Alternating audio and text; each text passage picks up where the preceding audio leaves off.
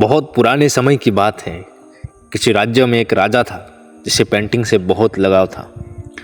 एक दिन राजा ने घोषणा किया कि जो कोई भी मुझे एक ऐसी पेंटिंग बनाकर देगा जो कि शांति को दर्शाती हो तो मैं उसे मुंह मांगा इनाम दूंगा। जिस दिन फैसला होने वाला था उसी दिन एक से बढ़कर एक चित्रकार इनाम जीतने की लालच में अपनी पेंटिंग्स लेकर राजा के महल पर समय पर पहुंच गए। राजा ने एक एक करके सभी की पेंटिंग्स देखी। सभी पेंटिंग्स में से राजा ने सिर्फ 2 पेंटिंग्स अलग करके रखवा दी। राजा को वो दोनों पेंटिंग्स बहुत पसंद आई थी। इन दोनों में से किसी एक को इनाम मिलने वाला था। पहली पेंटिंग एक सुंदर शांत झील की थी। उस झील का पानी बहुत साफ था।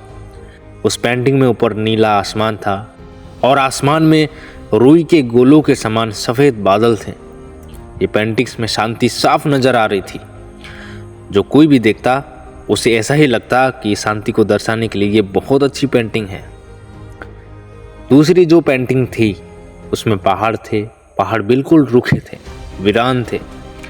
इन पहाड़ों के ऊपर बादल थे और उस बादल में बिजलियां चमक रही थी।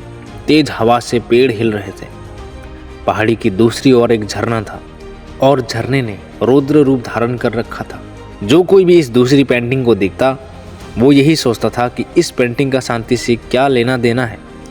इसमें तो केवल अशांति ही दिखाई दे रही है। सभी को यही लगता था कि पहली पेंटिंग बनाने वाले चित्रकार को ही इनाम मिलेगा। अब बारी आ गई थी राजा की ये बताने की कि इनाम वो किसे देने वाले हैं। राजा ने ये ऐलान किया कि दूसरी पेंटिंग बनाने वाले चित्रकार की पेंटिंग इन्हें ज़्यादा अच्छी लगी है और वो उसे मुंह मांगा इनाम देगा। राजा की बात सुनकर सभी आश्चर्यचकित हो जाते हैं। राजा का फैसला सुनने के बाद अब पहले चित्रकार से रहा नहीं गया और उसने राजा से पूछ ही लिया कि आखिर आपको उस पेंटिंग में ऐसा क्या दिखा कि आपने इसे इनाम देने का फैसला किया, जबकि हर कोई यही कह रहा है कि मेरी पेंटिंग ही शांति को दर्शाने के लिए अच्छी है। राजा ने पहले चित्रकार से कहा कि तुम आओ मेरे साथ, मैं तुम्हें बताता हूँ।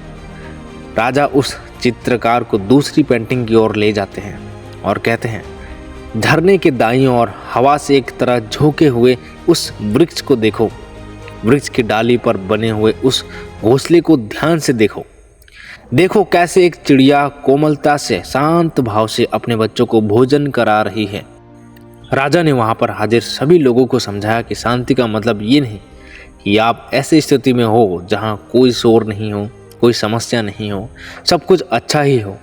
शांति का मतलब ये होता है कि आप हर तरह की अव्यवस्था, अशांति के बीच भी शांत रह पाओ और अपने लक्ष्य पर ध्यान केंद्रित कर पाओ।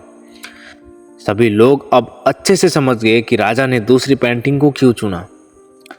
हम सभी को अपनी लाइफ में शांति चाहिए। अक्सर हम शांति के मतलब को गलत समझ लेते हैं और उसे बाहरी दुनिया में ढूंढने लगते हैं, जबकि हमें शांति पूरी तरह से हमारे अंदर ही मिलती है। हेलो दोस्तों, ये कहानी आपको कैसी लगी हमें कमेंट पे ज़रूर बताना और चैनल पे नए आए हो तो सब्सक्राइब ज़रूर कर देना। फिर से मिलेंगे एक शानदार कहानी के साथ। तब तक के लिए स्टोरी क्लब में आपका फिर से स्वागत रहेगा।